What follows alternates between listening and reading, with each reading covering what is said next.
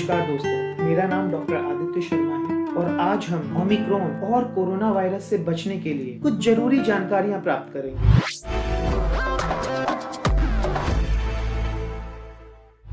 इस इंफॉर्मेशन को ज्यादा से ज्यादा लोगों तक पहुंचाने के लिए इस वीडियो को शेयर करें, क्योंकि भले ही आपको ये सारी जानकारियां हो, लेकिन देश भर में कई सारे ऐसे व्यक्ति हैं जिनको ये जानकारियां नहीं है और उनके लिए ये एक रिलायबल सोर्स ऑफ इंफॉर्मेशन का काम कर सकता है। और साथ ही इस वीडियो को लाइक और इस चैनल को सब्सक्राइब भी करें। तो चलिए शुरू करते हैं।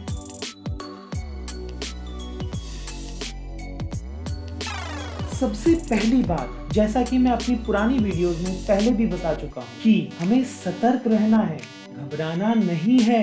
दोस्तों, प्राप्त डेटा के अनुसार अभी तक ये पूरी तरह से साफ नहीं है कि ओमिक्रॉन के केसेस कितने सीवियर होते हैं, परंतु कुछ शुरुआती डेटा ये बताते हैं कि इसकी सीवियरिटी डेल्टा वेरिएंट के मुकाबले कम ही है।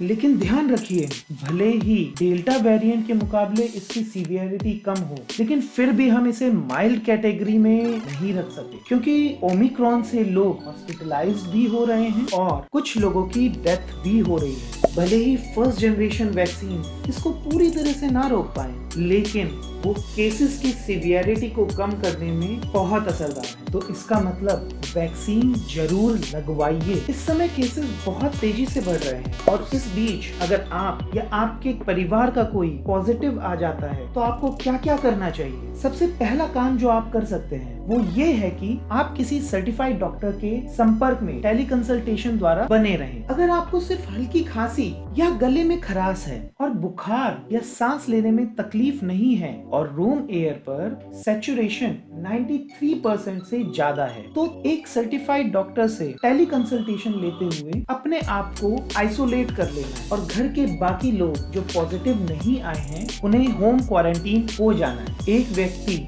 जिसका की वैक्सीनेशन पूरा हो चुका हो वो बीमार व्यक्ति या व्यक्तियों की देखभाल करेगा और डॉक्टर के संपर्क में भी लगातार बना रहेगा।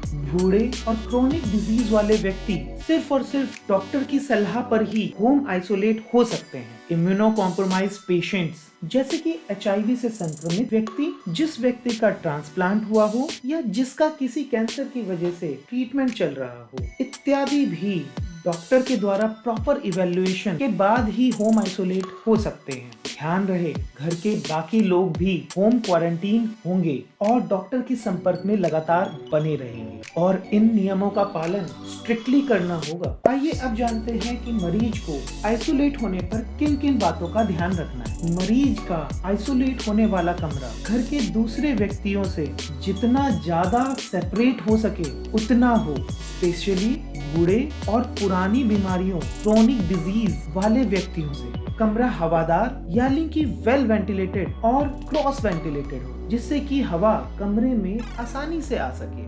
मरीज को ट्रिपल लेयर मेडिकल मास्क अपने मुंह और नाक को ढकते हुए हमेशा लगा के रखना है। उसे हर 8 घंटे या फिर गीला अथवा खराब होने पर तुरंत ही डिस्कार्ड कर देना है और दूसरा मास्क तुरंत लगा लेना है। अगर किसी भी स्थिति में किसी दूसरे व्यक्ति से मिलने का अंदेशा हो तो N95 मास्क को प्रेफर करना है। मास्क को डिस्पोज करने से पहले छोटे छोटे पार्ट में काट कर एक पेपर बैग में 72 घंटों के लिए रख कर छोड़ देना है। एडिक्वेट मात्रा में पानी एवं अन्य न्यूट्रिशियस पेय पदार्थ ग्रहण करना है। रेस्पिरेटरी एटिक्वेट्स जैसे कि खांसते या छींकते समय अपने मुंह को ढकना या फिर अपनी बाह में खांसना या छींकना का पालन करना है। हाथों को फ्रीक्वेंटली 40 सेकेंड से ज्यादा पानी और साबुन से या फिर अल्कोहल बेस्ड हैंड सैनिटाइजर से साफ करना है। बर्तन या अन्य सामान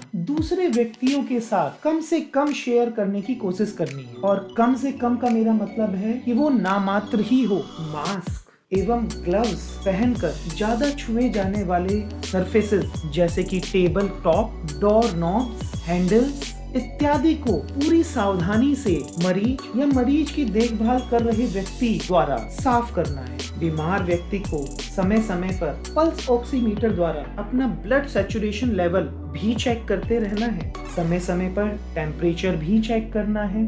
समय समय पर ब्रीदिंग और रेस्पिरेटरी रेट भी चेक करना है। रेस्पिरेटरी रेट को चेक करने के लिए आपको 1 मिनट में आपके द्वारा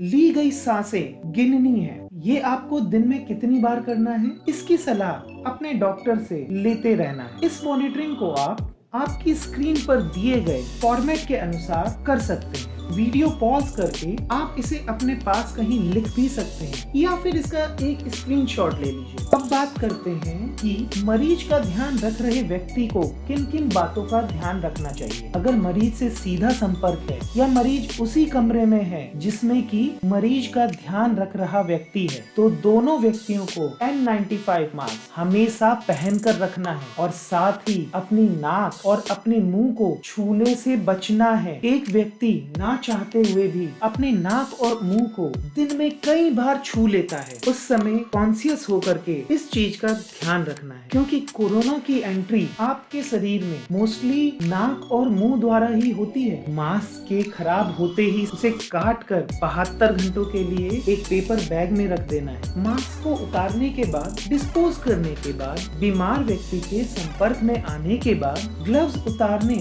एवं डिस्पोज करने के बाद तुरंत 40 सेकंड से ज्यादा पानी और साबुन या हैंड सैनिटाइजर से अपने हाथों को साफ करना है। हाथों को सुखाने के लिए डिस्पोजेबल पेपर टॉवल का यूज करना है। अगर डिस्पोजेबल पेपर टॉवल अवेलेबल नहीं है तो एक डेडिकेटेड क्लीन क्लॉथ यानी कि साफ कपड़े का भी इस्तेमाल किया जा सकता है, लेकिन वो कपड़ा प्रॉपर तरीके से धुलने से पहले कहीं और इस्तेमाल नहीं किया जाना है। बीमार व्यक्ति के बॉडी फ्लूइड्स जैसे कि respiratory secretion, oral secretion, saliva इत्यादि के संपर्क में आने से बचना है। बीमार व्यक्ति द्वारा उपयोग में लाए गए सामान जैसे कि बर्तन, टॉवल, कपड़े, बेड लिनन से भी बचना है। इसके लिए देखभाल कर रहे व्यक्ति का मास्क और ग्लव्स पहनना जरूरी है। ग्लव्स और मास्क को उतारने से पहले और उतारने के बाद प्रॉपर तरीके से हाथों को साफ करना है। अगर आप चाहेंगे तो मैं हाथों को प्रॉपर तरीके से किस प्रकार साफ करना है पर भी एक वीडियो आप लोगों के लिए बना दूंगा।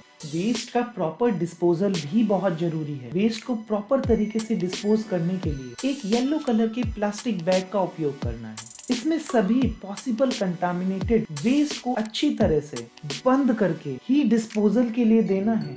ये वाला वेस्ट बायोमेडिकल वेस्ट की कैटेगरी के अंतर्गत आता है। अगर हो सके तो इसे ऐसे व्यक्ति या संस्था को ही डिस्पोजल के लिए दें जो बायोमेडिकल वेस्ट को डिस्पोज करते हैं। और अगर इनमें से कुछ भी पॉसिबल नहीं है तो इस वेस्ट को एक गहरे गड्ढे में दबाया जा सकता है, मगर ध्यान रहे कि गड्ढा इतना गहरा हो कि कोई जानवर उसे खोद ना दे, और इसकी जानकारी आपको सरकार को भी देनी चाहिए। आखिर में ध्यान रहे कि दवाई डॉक्टर की सलाह पर ही लेनी है। कोई भी नया सिम्टम आने पर, तबीयत खराब होने पर, बुखार होने पर, सैचुरेशन, पल्स रेट या रेस्पिरेटरी रेट में बदलाव होने पर तुरंत ही डॉक्टर से संपर्क करना है और डॉक्टर की सलाह का पूरी तरह से पालन करना है। ध्यान रखिए, हमें घबराना नहीं है, लेकिन सतर्क जरूर रहना है। अपना, अपने परिवार का और अपने दोस्तों का ध्यान रखिए। धन्यवाद।